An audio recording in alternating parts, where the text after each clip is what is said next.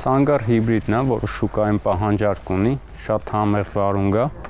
Ջերմատանը ճիշտ միկրոկլիման եւ ագրոտեխնիկական միջոցառումները ժամանակին ապահովելու դեպքում այն բերքատվության է անցնում 45-ից 50 օրում։ Չնայած քիչ բերքատու է, սակայն համի ու տեսքի շնորհիվ շուկայում բարձր գին ունի։ Մի փոքր կարողանում ենք ավելի թանկ վաճառել ու իր ապրանքային տեսքը, շուկայական տեսքը շատ գեղեցիկ է, էլի պահանջարկը մեծ է։ Ջերմասեր մշակաբույս է գիշերային ջերմաստիճանը պահում են 17-ից 18 աստիճան Ցելսիուսի սահմաններում, ջրում ըստ պահանջի։ Եթե այս միջոցառումները բացակայում են կամ իրականացվում են թերի, բույսը ենթարկվում է սթրեսի եւ ցողունից պտղին է փոխանցվում վարունգի դառնությունն ապահովող նյութը, որը նաեւ գենետիկական պաշտպանիչ միջոց է վնասատուներից, սակայն նոր սերնդի ջերմատունն այն կանխելու հնարավորություն է տալիս։ Ջեռուցումը կատարվում է կաթսայի միջոցով։ Ջեռուցման համար ունենք երկու հարկ։ Առաջինը սրանք են, որոնք ծառայում են ջեռուցմանը, ինչպես նաև բույսերի հետ աշխատանք կատարելիս մենք սայլակը տեղափոխում ենք խողովակների վրա եւ բույսի հետ կատարող աշխատանքը, որը որ բարձր է արդեն մարդու ձեռքերը չեն հասնում, սայլակի օգնությամբ կարողանում ենք կատարել աշխատանքը, ինչպես նաև գետնին դրված խողովակները, որոնք ծառայում են ջեռուցման համար, նաև ծառայում են, որ մեզ օգնում են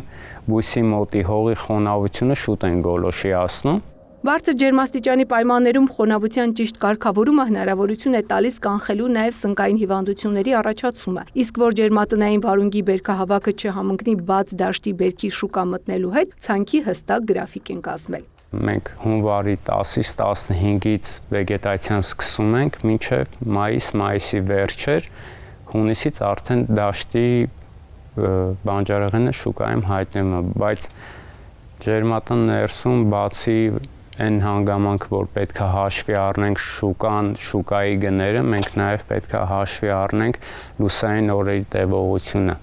կարճ ու երկար, որպեսզի ջերմատան ներսում բույսը լույսի պակաս չունենա։ Հունիս-հուլիսին ջերմատունը մաքրում ախտահանում են, հողը արևահարում, պատրաստում նոր վեգետացիոն շրջանի։ Արդեն 7 տարի ագրոբիզնեսով զբաղվող Անդրանիկն ասում է, լավ բերք ստանալը պահանջում է հետևողական մոտեցում եւ ազնիվ աշխատանք։ Պետք է միշտ գիտակցել, որ ստեղծածդ արդյունքն ամեն օր հայտնվում է մարդկանց սեղանին, ինչի համար էլ առանձնացնում է հատկապես թունաքիմիկատների քիչ եւ ճիշտ կիրառումը։ Ընդհանրապես պետք է ժամանակին պայքարի միջոցները սկսել, որպեսզի ավելի թույլ չափաբաժիններով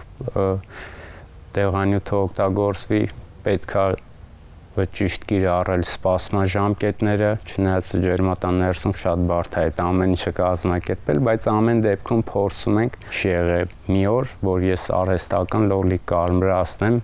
ինչը շուկայում թանկ վաճառեմ։ Հովտաշատի այս ջերմատան վարունգները մինչ դեկտեմբերի վերջ կլինեն սուպերմարկետներում։